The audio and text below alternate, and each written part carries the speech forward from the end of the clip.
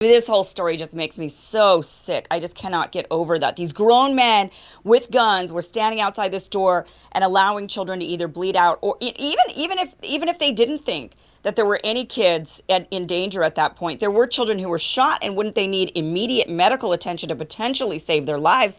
And they just didn't do anything even about that, let alone then children that continued to get shot while they stood outside that door. Just makes me totally sick. But Max, I mean, what do you think the public wants? I mean, obviously these police are now in hiding, right? They've been hiding away. They don't want to cooperate anymore. I get it. They realize that they are going to be potentially held liable for this. I mean, do you think that there should be some consequences for these cops?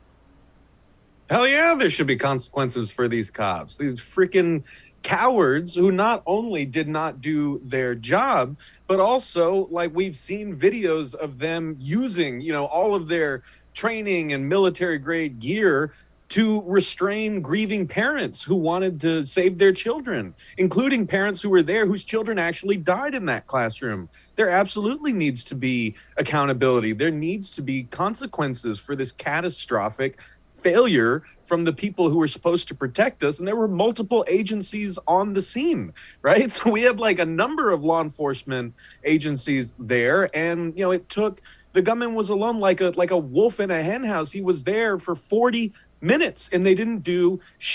Like that is, like you said, it's so viscerally repulsive that I hardly even know what to say. But I guess, like, to kind of piggyback on Denise's point, I think the liability question is a really important one for us to focus on, because what we're essentially saying and what we are seeing right now is that cops are doing what cops always do. They are protecting themselves. They are not doing what needs to be done to serve the public interest so that we can know exactly what happened, what the failures were, how we can correct those failures in the future. Instead, they're not complying. They're running and hiding while people are grieving over their murdered children and colleagues. Like, that is horrendous. And unfortunately, it is part and parcel of what police do around the country all the time. Like, I think that people are starting to have that unbreakable hold that law enforcement, has on our public mind. That's finally starting to break. And we're starting to realize that, in fact, cops lie all the time. Remember George Floyd?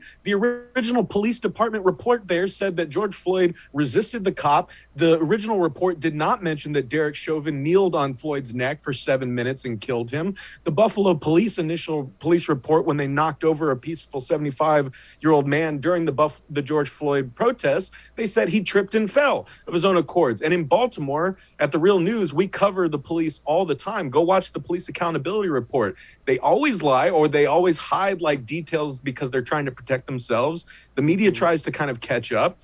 And by the time we figure out the truth, the outrage has more or less died. So we need to be vigilant here. We need to hold people accountable, and we need to do whatever we can to make sure this never happens again. Denise, what do you make of that? Do you think this is really going to be a breakthrough moment? This is obviously a moment that validates a lot of what the left has been saying for a long time, but we also thought that perhaps George Floyd, to Max's point, was going to be an eye-opener and have a longer tail than it ultimately did in terms of changing attitudes toward police. Do you think this is going to make a real dent with respect to particularly the more conservative attitude toward police and policing?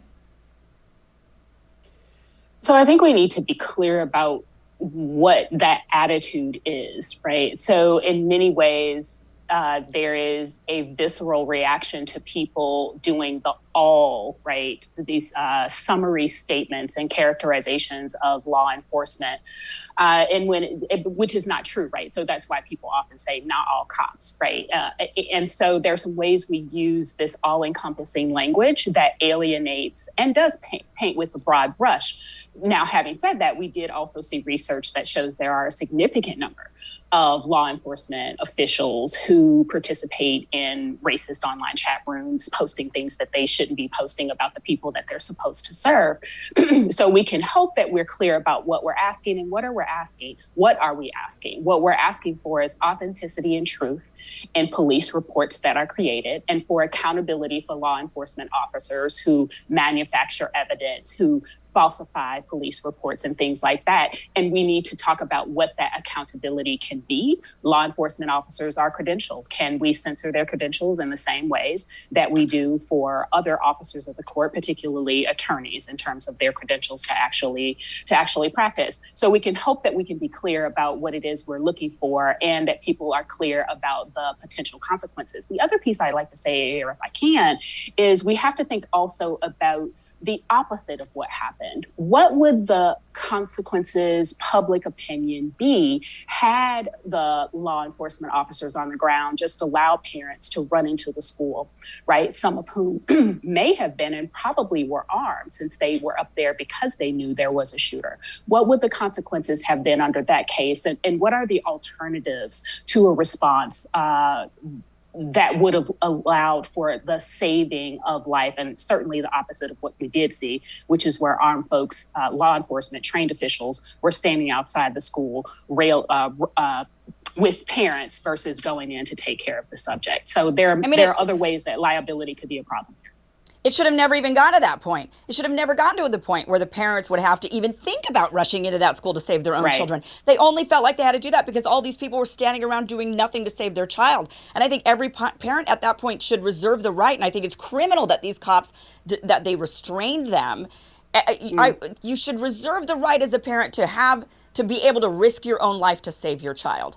That just the fact, I just don't even, I can't even think of the horror of some of those parents finding out that their child was the one that was still alive, that their child was in there and got killed while the cops stood out there and they were trying to rush in there to save their own child. I don't know how that parent goes on living, thinking, just it would just terrorize them, I think, for the rest of their lives. And I hope these cops are terrorized for the rest of theirs, quite frankly, thinking about this horrific event. It's awful. It's really awful. I started to notice that a lot of the media discussion was talking about the case, very consciously through the lens of the Me Too movement and feminism itself, with, the broader left media writing about Amber Heard and the need to rally around her as a feminist imperative. If we didn't, Me Too itself and, the anti-abuse movement around it would be in jeopardy. And, on the right wing, I think that there were some men's rights adjacent takes, some takes about how, this should make us rethink how we approach these cases. And I don't think that we have to look at this as if, massive political narratives hang in the balance. I think it's a very unusual case. I think that the facts of this specific case do not make it a good one for a referendum on feminism. And feminism can stand without Amber Heard. Yeah, you pointed out in your piece, a lot of people for watching the trial, and then clearly the jury, were just not super impressed with the evidence that Amber Heard marshaled to support her very serious claims of of having been victim of serious violence, serious sexual assault. The pictures, the witness statements did not seem to really well match the very serious abuse stuff she was talking about. I think what did kind of come through is that they had treated each other mutually very, very awfully, and that she was engaged in some pretty awful things as well. So to that end, I guess this finding, I kind of expected both of their suits to just fail, but the jury almost went the other way and said, well, yeah, this was a bad relationship, and the things you both said about each other were to some extent false, so we're both awarding you some amount of money. The kind of pro-Depp commentary is seeing this as a larger victory for him because the amount was larger. Yeah, and he got, they found that all three of the claims that he was suing for constituted defamation, whereas only one from her countersuit was. My read on that, and it's impossible to say exactly what the jury was thinking, but I think that this would be consistent with one juror maybe being a holdout, maybe being less certain than the others, and that this was a sort of compromise verdict. That, maybe they were leaning toward her story a little more, and it does have to be unanimous, so they said, okay, one count for $2 million. And it was one that was pretty specific, that, a statement from his lawyer that specifically laid out the mechanism by which he believes that she lied. And I think that, the specific timeline that he offered was maybe conflicted by evidence. So they felt comfortable saying, okay, this went a bit far, $2 million. But yeah, ultimately it's an $8.35 million judgment for Depp. So Natalie, so in full disclosure, I didn't really follow this case much. I mean, I understand the obsession with it. I think people were just ready for something that wasn't war and COVID and, news that just is really super depressing. It's just, I guess, more fun in our daily lives to follow some sort of tabloid sort of nonsense. And that's kind of what this was. But I think there might actually be some cultural significance to this case.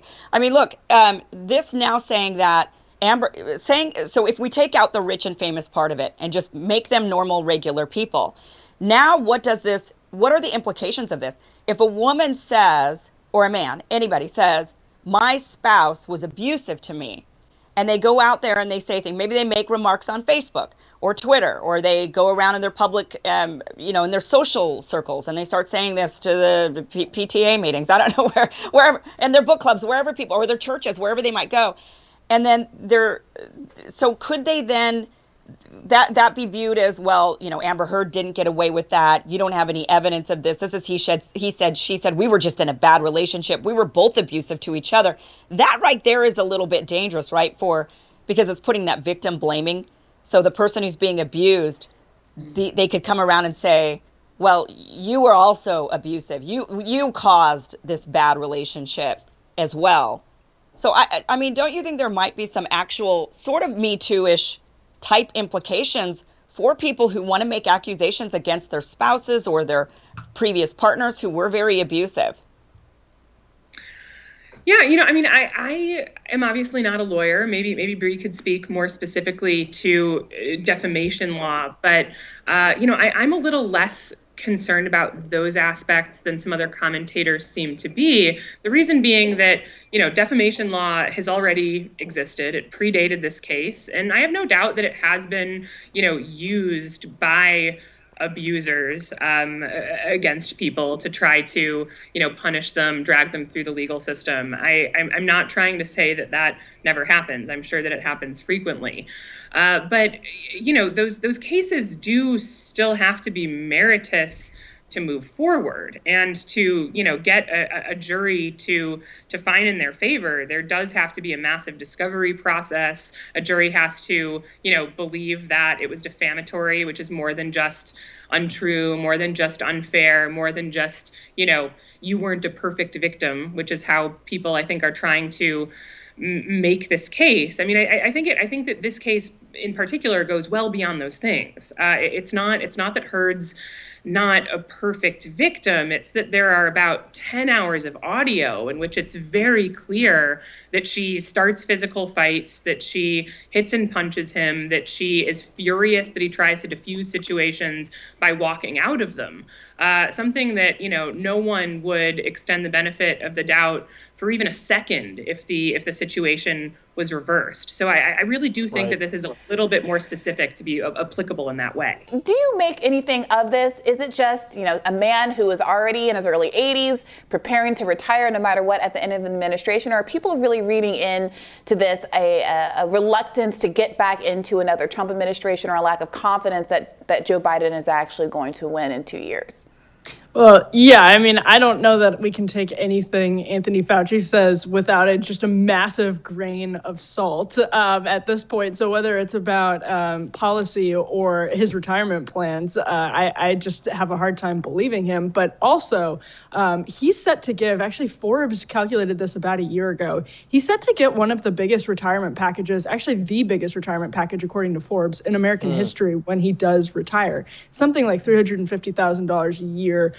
Before that was from the analysis about a year ago. So I don't know why he hasn't already retired. And the last point I'll say is just that it doesn't really make a big difference if Fauci retires, because the entire bureaucracy that he has spent decades creating and working in is basically made in his image. There are a million other Anthony Faucis ready to step in and do what Anthony Fauci did. So while I think he was uniquely problematic in so many different ways, I think we'll probably find once his time comes to an end, there will be other people waiting in the wings that are similar.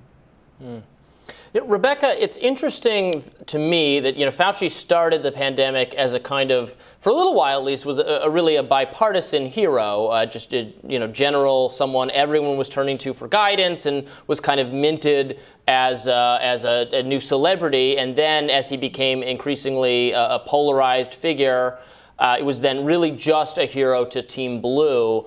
Do you think he's still viewed that way, given some of the, frustration, even I think among many liberals and Democrats with, for instance, schools being closed so long, interest in lab leak and gain of function, where he's been kind of evasive? Has his star really faded somewhat, even among people on that side of the political spectrum?